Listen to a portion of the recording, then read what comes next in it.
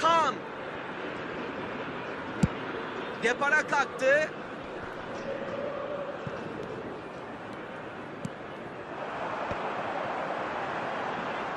Kibarlıkla yaklaşılacak bir mesele değil bu. Agresif oynanacak bir mücadele izliyoruz.